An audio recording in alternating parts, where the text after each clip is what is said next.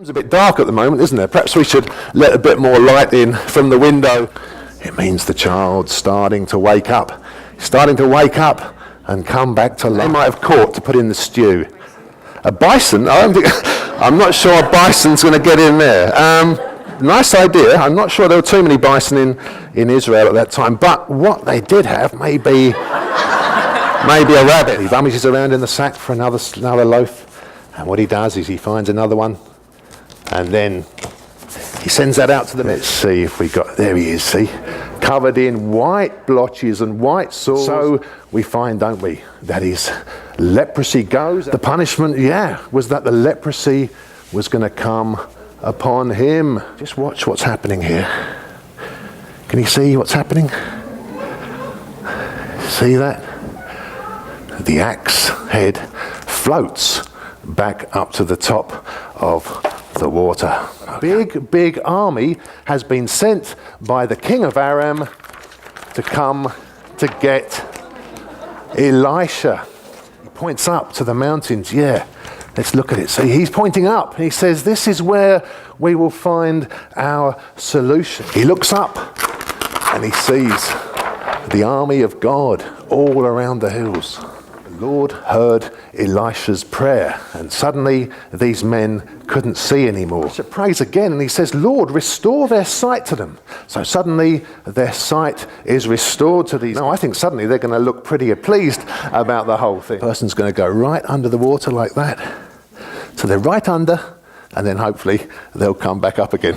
Throws the seed out, and here we have 4 different pictures, and the 4 pictures show 4 seeds on the soil. Seeds all start to pop up. So there's the second one. One of his seeds has fallen on the path. The birds are going to come and eat the seed. That's right. So here's our bird swooping down, ready to eat. Good. There's rocks under the soil. And so as it starts to try to grow, it can't grow because what it can't do is put down any roots. It's not just the plant that's growing here. In fact, there's loads and loads of thorns growing. What do you think that's going to be? It's going to grow into a huge tree. The sun very slowly starts to stir. You know, it is first thing in the morning. He just thinks, have I really got to get up? So bit by bit, he kind of gets up.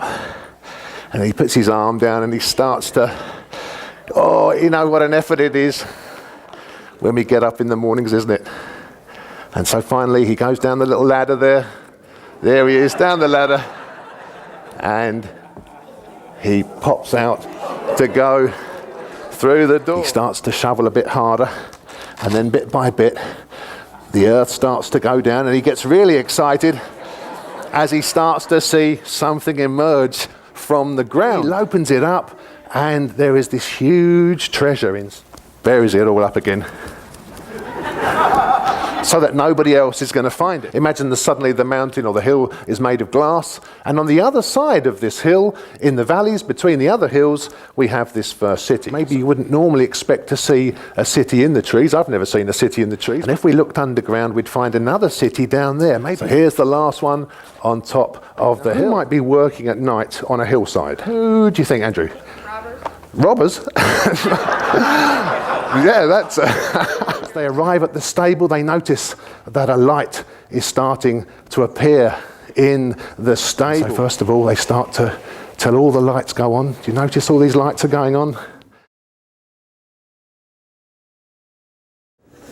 She poured into the jar, and then the more she kept pouring, the more every single jar was full up. Not just a little bit of oil at the bottom, but every single jar was completely full of oil.